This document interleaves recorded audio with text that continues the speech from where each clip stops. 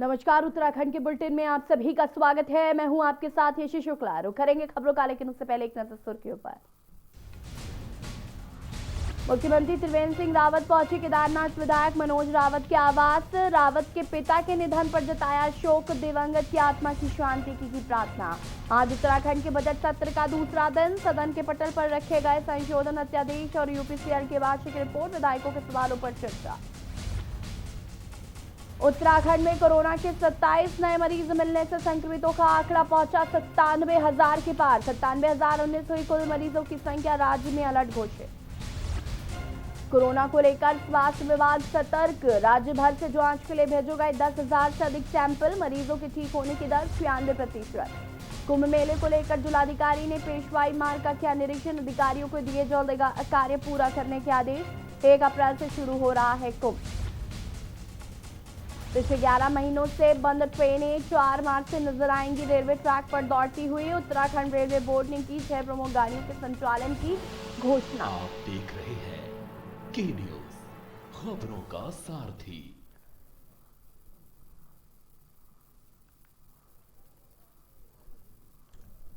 प्रदेश में मुख्यमंत्री त्रिवेंद्र सिंह रावत ने केदारनाथ विधायक मनोज रावत के गोपेश्वर स्थित आवास पर पहुंचकर उनके पूज्य पिताजी के निधन पर शोक व्यक्त किया। वहीं मुख्यमंत्री ने ईश्वर से दिवंगत आत्मा की शांति की प्रार्थना करते हुए शोक संतप्त परिजनों के प्रति संवेदना प्रकट की।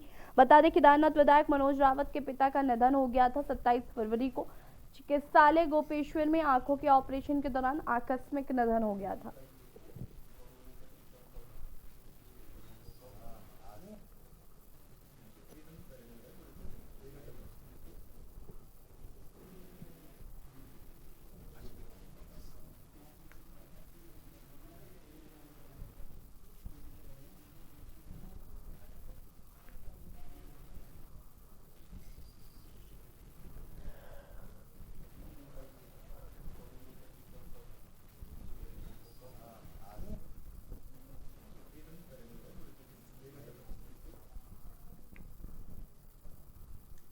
खबर नैनीताल से है, जहां पर 4 मार्च को रानीखेत में आर्मी भर्ती में होने वाली भर्ती के लिए अभ्यर्थियों से फिजिकल टेस्ट से पहले अभ्यर्थियों से कोरोना टेस्ट रिपोर्ट मांगी गई है, जिसके चलते नैनीताल के जिला मुख्यालय हॉस्पिटल में 200 से अधिक युवाओं का आरटीपीसीआर टेस्ट कराने के लिए भी तांता लगा है।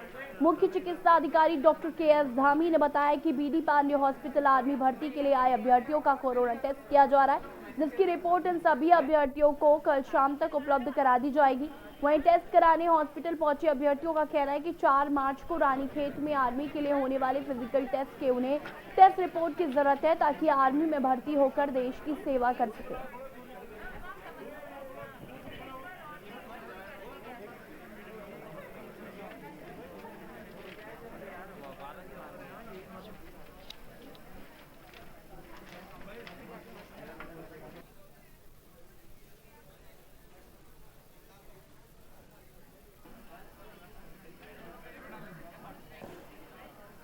आर के द्वारा रानीखेत में भर्ती निकली थी। उसके दौरान ये 72 घंटे पहले 4 तारीख को कोरोना रिपोर्ट मांगी है। वहाँ फिजिकल होना है, इसीलिए हमें ये रिपोर्ट लेके यहाँ से जानी है। ये एक्चुअली आर्मी में भर्ती के लिए हैं। जितने भी ये हैं, इन लोगों का आर्मी भर्ती के लिए आरटीपीसीआर टेस्ट होना है। तो ये 200-300 लोग करीब हैं, तो इनका सभी का हम आरटीपीसीआर टेस्ट कर रहे हैं। स्कूल भी खुलने जा रहे हैं? हाँ, स्कूल का है, लेकिन ये लोग आर्मी वाले हैं।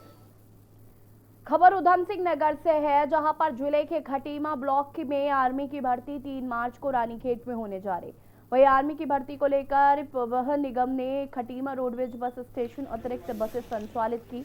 परिवहन निगम द्वारा अतिरिक्त 2 बसें लगाने से भर्ती में जा रहे युवाओं को बड़ी राहत मिली है। वहीं ज्यादा भर्ती में जा रहे युवाओं की संख्या बढ़ने पर परिवहन विभाग बसों की और व्यवस्था करने की बात कर रहा है।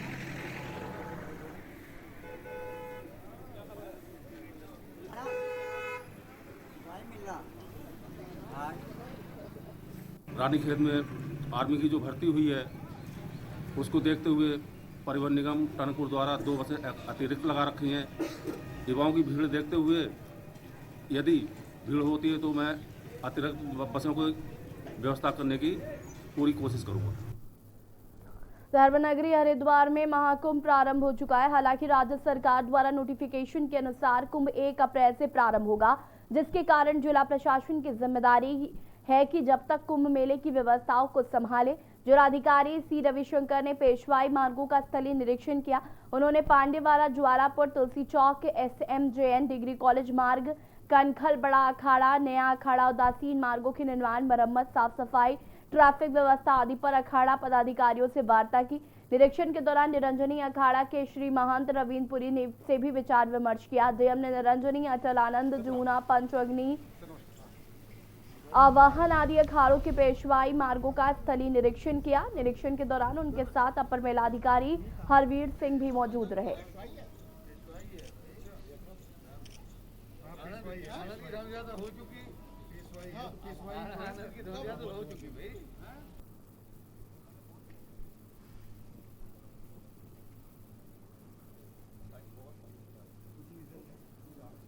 फिलहाल अभी पेशवाई जो मार्गों का निरीक्षण किया है, इसमें विभिन्न प्रकार का जो इश्यूज़ है उसको हाईलाइट किया गया है। इसमें समस्त विभागों के साथ निरीक्षण किया है।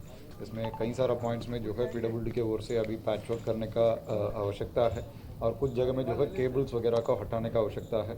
कुछ जगह में जो रथ वगैरह जो जाएगा वहाँ पे जो टर्निंग जो एरिया है वो कुछ एरिया में बहुत संकरा है, तो ऐसे इलाके में जो है उसको ठीक करने के लिए संबंधित विभागों को निर्देश दिया है और सभी अखाड़ा परिषद अखाड़ाओं में जो है विजिट करके उनका ओपिनियन भी हम ले रहे हैं। धर्मनगरी हरिद्वार में होने जा रहे महाकुंभ में साफ सफाई व्यवस्था सबसे बड़ी समस्या बनी है। हरिद्वार मेयर अनीता शर्मा ने मेला प्रशासन द्वारा नगर निगम को किसी प्रकार की सहायता नहीं मिलने का आरोप लगाते हुए अपने निगम परिसर स्थित मेयर कार्यालय में पत्रकार वार्ता कर गंभीर आरोप लगाए हैं। इस दौरान मेयर अनीता शर्मा ने कहा कि महाकुंभ के लिए समस्त अखाड़ों में साधु संतों के साथ साथ श्रद्धालुओं का आगमन शुरू हो गया है। सिर्फ चकाचौंध रोशनियों से कुंभ मेला सफल नहीं होता, उसके लिए सफाई व्यवस्था भी अच्छी होनी चाहिए। मेला प्रशासन निगम के साथ सौतेला व्यवहार कर रहा है। सफाई कर्मचारियों की भर्ती नहीं की जा रही है। मेलाधिकारी दीपक रावत, राज्यपाल बेबी रानी मौर्य व अन्य प्रशासनिक अधिकारियों को भी कई बार कर्मचारियों के लिए अवगत करवाया गया, लेकिन उसके बावजूद भी कुछ नहीं हो रहा है। पहली बार ऐसा कुंभ देखा जा रहा है जिसमें सफाई व्यवस्था चरमरा रखी है, कहीं भी साफ सफाई नहीं है। ये सिर्फ और सिर्फ मंत्री द्वारा मेयर को बदनाम करने का कार्य हो रहा है।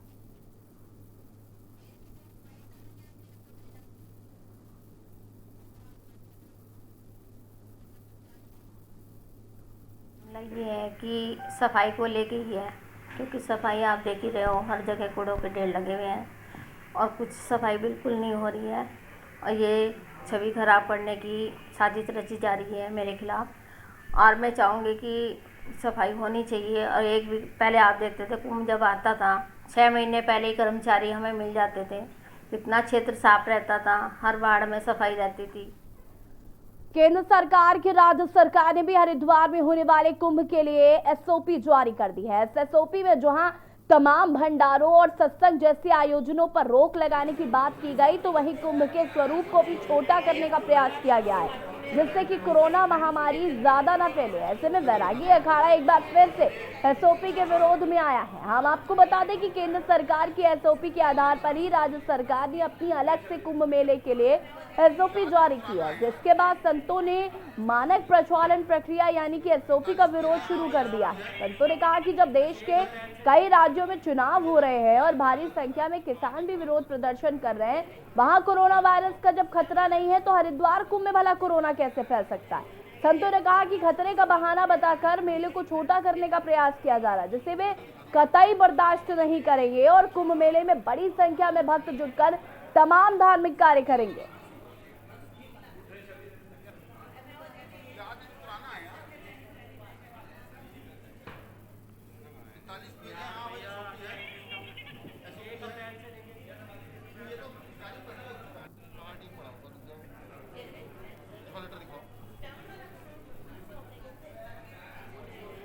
बिल्कुल नहीं मानते और हम इस चीज़ का अपने तीनों अनियों की तरफ से पुरजोर विरोध करेंगे कि SOP ये नहीं लगनी चाहिए।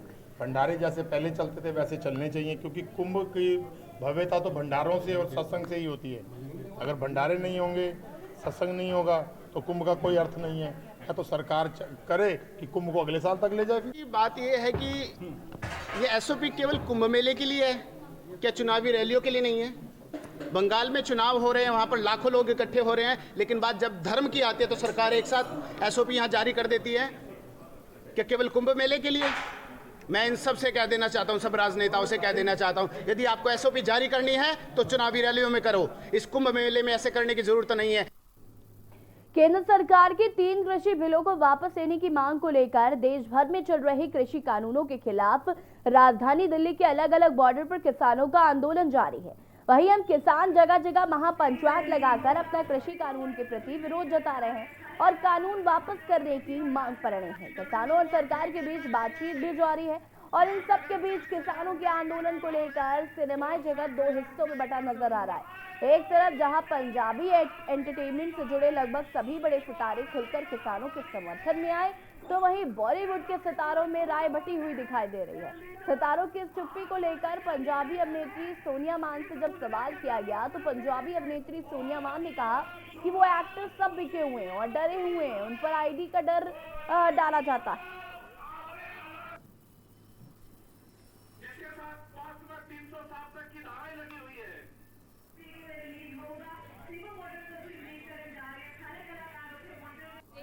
वो लोग बिके हुए हैं, उन लोगों को ईडी का डर डाला जाता है, कई चीज़ों का डर डाला जाता है। हमें किसी चीज़ का कोई डर नहीं है। हम यहाँ पर बैठे हैं, हम सबसे पहले ये सोचते, मैं किसान की बेटी हूँ, अगर मैं किसानों के हक में नहीं लड़ूंगी तो फिर कौन लड़ेगा। हम अपने बुजुर्गों के साथ, भाइयों के साथ कंधे से कंधा लगा के ऐसे ही खड़े रहेंगे। और जमाखोरी आप भी मानते होंगे क्राइम है, तो जमाखोरी नहीं होनी चाहिए। अगर जमाखोरी का ये वाला रूल निकाल रहे हैं, इसका मतलब सीधे ही आप कॉर्पोरेट हाउस को इन्वाइट कर रहे हो। आप पकड़ोगे और महंगे में बेचोगे, आप किसानों को मारना चाहते हो।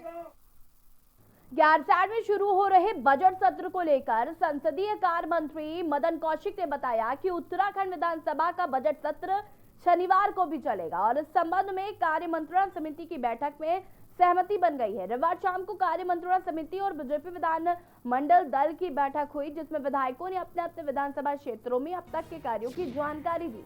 सूत्रों से मिली जानकारी के मुताबिक इस बैठक में त्रिवेंद्र सरकार के 18 मार्च को पूरे हो रहे 4 साल के उपलक्ष्य में सभी विधानसभा क्षेत्रों में होने वाले कार्यक्रमों को बड़े स्तर पर मनाने पर भी चर्चा हुई।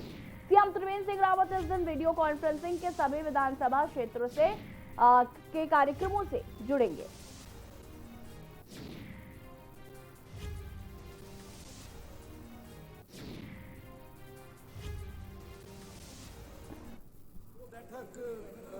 हुई है माननीय उपाध्यक्ष विधानसभा की अध्यक्षता में। पहली बैठक में जो दलीय नेता थे उनके बीच में बैठक हुई और सभी ने यह आश्वासन दिया, नेता प्रतिपक्ष ने, कि हाउस ठीक प्रकार से चलेगा, व्यवस्थित चलेगा और वो सहयोग करने के लिए भी उन्होंने कहा है।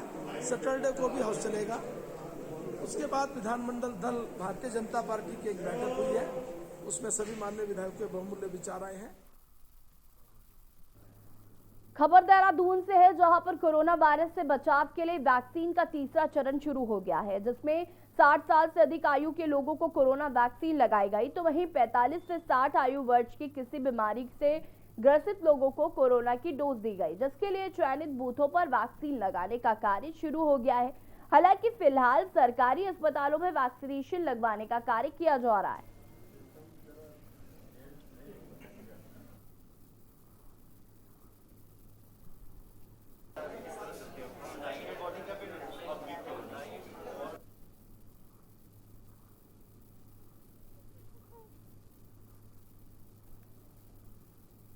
बहुत अच्छा महसूस हो रहा है और सब आदमियों को आगे आना चाहिए और अफवाह पर ध्यान नहीं देना चाहिए।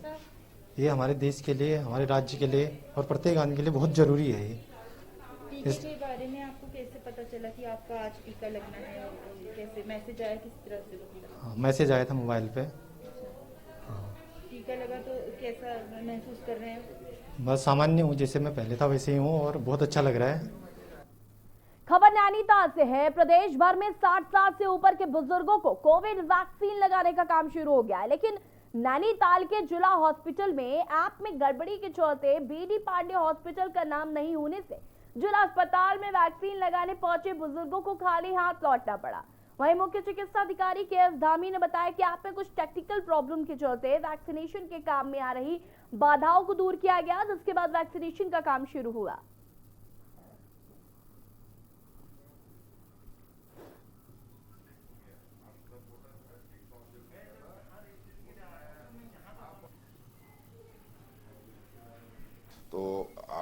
अब तो खुल गया है, मॉर्निंग में खुला हुआ है, तो उसमें पहले वो बेताल घाट वगैरह दिखा रहे थे, अब वो मोस्ट प्रॉब्ली जीबी पंथ का भी आ गया है, तो सबको यही कहा गया है कि आप जीबी पंथ डाउनलोड करो। तो उस हिसाब से हम लोग, थोड़ा सा प्रॉब्लम होगी, अभी थोड़ा देर में ये आहिस्ता आहिस्ता ठीक आ जाएगा। और अब खबर देहरादून से है, जहां पर नियमितीकरण और मानदेय वृद्धि की मांग को लेकर आंदोलित उपनल कर्मियों के मुद्दे पर इंटर कांग्रेस ने सरकार को उग्र आंदोलन की चेतावनी दी है। वहीं प्रदेश अध्यक्ष हीरा सिंह बिष्ट ने कहा कि उपनल कर्मचारी लंबे समय से समान कार्य समान वेतन की मांग करते आ रहे हैं, लेकिन सरकार उनकी मांग पर ध्यान नहीं दे रही है। जिन उपनल कर्मियों ने कोरोना काल में फ्रंट लाइन में जान जोखिम में डालकर कार्य किया, लेकिन अब सरकार उन्हें नियमितीकरण, समान कार्य के लिए समान वेतन सहित लंबित मांगों को हल करने के बजाय उन्हें हटाने पर तुली है।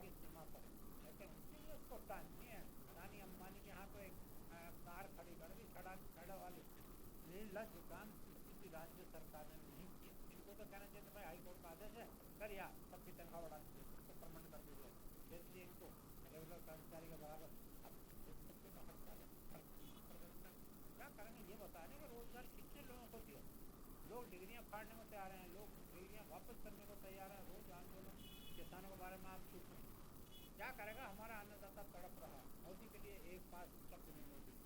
लाखों किसान दिल्ली की सीमा पर है, लेकिन उसके लिए उसको टाइम नहीं है। अडानी अंबानी के यहाँ तो एक कार खड़ी कर दी, खड़ा वाली निर्लज काम किसी भी राज्य सरकार ने नहीं किया। इनको तो कहना चाहिए भाई हाई कोर्ट का आदेश है, कर या सबकी तनख्वाह बढ़ा दीजिए, उसको परमानेंट कर दीजिए, जैसे इनको रेगुलर कर्मचारी के बराबर। हमारा ये कहना है कि आप कम से कम हाई कोर्ट के आदेशों का सम्मान करो। उपनल के कर्मचारियों को नियमितीकरण की बात हाई कोर्ट ने कही है। हाई कोर्ट ने यह भी पहले आदेश किया था कि इन्हें राज्य सरकार के कर्मचारी नियमित ही न करण तो राज्य सरकार के कर्मचारी बराबर इनको वेतन दो। अब जब हाई कोर्ट के आदेश के खिलाफ पहली सरकार है जो कि सुप्रीम कोर्ट जा रही है, हमारे कर्मचारी को ज़्यादा तनख्वाह न मिल जाए, पेट भरने लायक पैसे न मिले, इसलिए उसके खिलाफ सुप्रीम कोर्ट जाने को त्रिवेंद्र सरकार कर रही है। ऐसा छोटा काम, ऐसा निर्लज काम किसी भी राज्य सरकार ने नहीं किया। इनको तो कहना चाहिए भाई हाई कोर्ट का आदेश है, कर या सबकी तनख्वाह बढ़ा दीजिए, सबको परमानेंट कर दीजिए।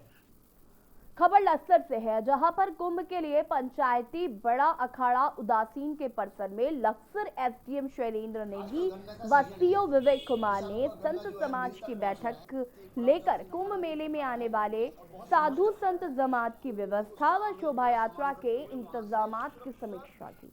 आपको बता दें कि लक्सर के पीपली स्थित उदासीन अखाड़े के महंत सुखदेव नंद ने जानकारी दी कि 70 सदस्यों वाले अखाड़े की रमता जमात गुजरात से राजस्थान बुलंदशहर होते हुए मंगलवार शाम को खानपुर के रास्ते लक्सर में प्रवेश करेगी। वहीं एसडीएम शैलेंद्र सिंह नेगी व सीओ विवेक कुमार ने जमात के रुकने के साथ ही उनकी शोभा यात्रा के रूट के बारे में भी जानकारी दी।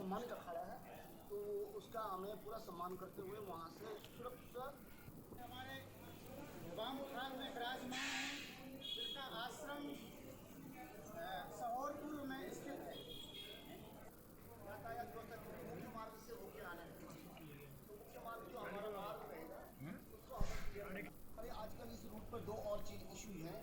आजकल गन्ना का सीजन है, किसानों का गन्ना जो है मिल तक पहुंच रहा है। एक बड़ा उदासीन अखाड़ा है। कार्यक्रम हमारे श्री पंचायती अखाड़ा बड़ा उदासीन भ्रमणशील जमात जो कि गुजरात से घूमते हुए राजस्थान, उत्तर प्रदेश होते हुए उत्तराखंड में प्रवेश कर रही है। 2 तारीख को, 3 तारीख को भव्य शोभा यात्रा के रूप में लक्सर से पीपली के लिए प्रस्थान करेगी। 2021 को लेकर के श्री पंचायती अखाड़ा बड़ा उदासीन की जमात जो है गुजरात से लक्सर पहुंच रही है और फिर यहाँ जो है 2 तारीख से लेकर के और 16 तारीख तक हमारी तहसील क्षेत्र में रहेगी। इसमें हमारा ट्रैफिक प्लान क्या रहेगा, बिजली पानी की व्यवस्थाएं और यहाँ पर हम कोविड-19 के मानकों को किस तरीके से पालन करेंगे और अन्य भी जो हमारे संतजनों ने हमसे मांग रखी है उस पर चर्चा हुई, अधिकारियों को निर्देश दिए गए और हमारा पूरी कोशिश रहेगी कि हम संतों के उम्मीदों पर, अपेक्षाओं पर खरा उतरें और पूरी व्यवस्था करेंगे। हरिद्वार में आयोजित हो रहे कुंभ मेला 2021 के लिए मेला प्रशासन ने लोगो जारी कर दिया है। कुंभ मेले का ये लोगो मेला टीम के डिजाइनर्स द्वारा ही तैयार किया गया है। मुख्यमंत्री और अखाड़ा परिषद की बैठक में लोगों का डिजाइन फाइनल किया गया था। अपर मेला अधिकारी रामजी शरण शर्मा ने बताया कि कुंभ मेले का लोगो स्वच्छ, सुंदर और सुरक्षित कुंभ का संदेश दे रहा है और सभी को लोगों का ये डिजाइन काफी पसंद आ रहा है।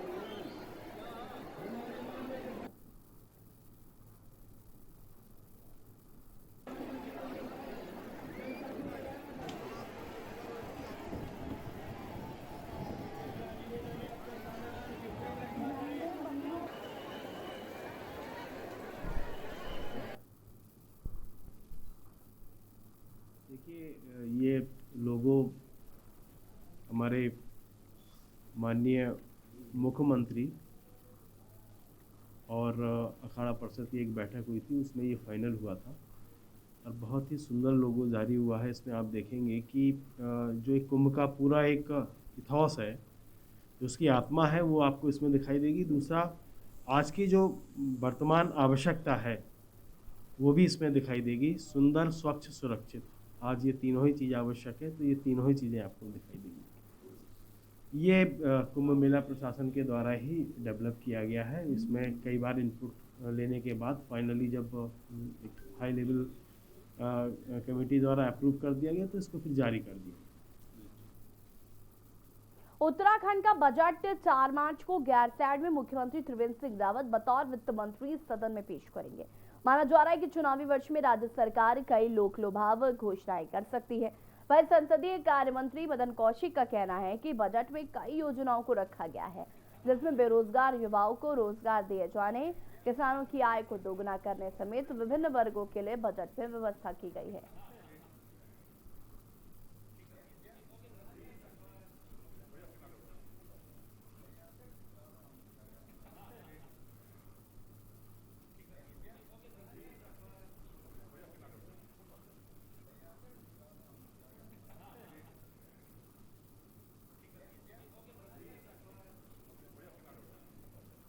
जनहित के मुद्दे उठाने की बात कही। सरकार ने भी कहा कि हम जनहित के सभी मुद्दों पर पूरी तैयारी के साथ जवाब देंगे।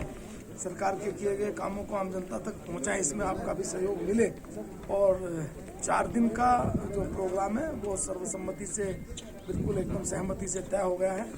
आज महामहिम का अभिभाषण होगा, 2 दिन अभिभाषण पर चर्चा होगी, 4 तारीख को बजट आएगा। खबर देहरादून से है, जहां पर कृषि कानूनों के विरोध में रुद्रपुर में किसानों ने महापंचायत की, जिसका कांग्रेस ने पूरे तरीके से समर्थन किया। वहीं कांग्रेस का कहना है कि जो किसान देश की पूरी अर्थव्यवस्था को उठाए हुए हैं, आज सरकार अपनी दमनकारी नीतियों से उनका उत्पीड़न करने की कोशिश कर रही है। लगातार किसान इस कृषि बिल का विरोध कर रहे हैं और इस विरोध प्रदर्शन में कई किसान अपनी जान गंवा चुके हैं। है पहले दिन से माननीय राहुल गांधी जी, सोनिया गांधी जी ने लाभबद्ध होने का काम किया है और अपना पूरा समर्थन इस किसान आंदोलन को दिया है। जिस तरह से आप देखिए कि किसान हमारी अर्थव्यवस्था को अपने कंधों पर टिकाए रहते हैं। जब पूरा विश्व मंदी में जाता है, हमारा देश बचा रहता है, वो सिर्फ और सिर्फ इसलिए कि लगभग 70% हमारे देश में किसान है। आज उस अन्नदाता को आप खून के आंसू रुला रहे हैं। ऐसा लग रहा है कि देश गृह युद्ध की तरफ बढ़ रहा है और जिस तरह की नीतियां आप उनके ऊपर थोपने का प्रयास कर रहे हैं। किसान कह रहे हैं कि हमें नहीं चाहिए इतना हित, अपना हित अपने पास रखिए, लेकिन क्योंकि आपको वो चंद मुट्ठी भर पूंजीपतियों की जेबें भरनी है, उनके लिए काम करना है, इसलिए आप जबरन उनके ऊपर ये 3 काले कानून थोप रहे हैं। खबर लश्कर से है, जहां पर खानपुर थाना क्षेत्र के करनपुर गांव के पूर्व प्रधान शमशाबाद के 35 वर्षीय बेटे आबाद अली के संदिग्ध परिस्थितियों में गोली लगने से मौत हो गई। घटना के करीब 2 घंटे बाद सूचना मिलने पर पहुंची खानपुर पुलिस ने शव को कब्जे में लिया। परिजनों के बयान में विरोधाभास होने के कारण पुलिस मामले को संदिग्ध मानकर शव का पोस्टमार्टम करा रही है।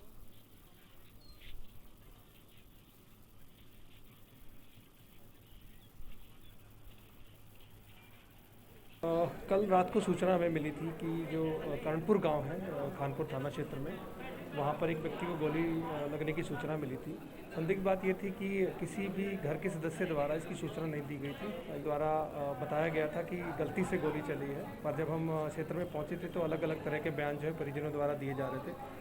उनसे बहुत गहनता से पूछताछ करने पर मामला जो है ये निकल के आया कि अपनी जो पत्नी थी उनके साथ उनका विवाद था और उसी को लेकर उनको खुद को उन्होंने गोली मारी थी और शराब के नशे में थे। वो 3-4 दिन से नशा कर रहे थे।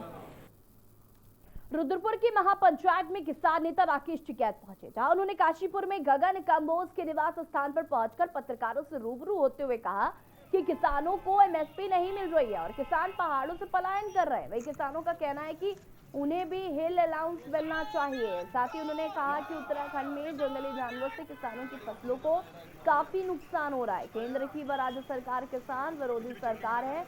आने वाले समय में सरकार को इसका जवाब जरूर मिलेगा।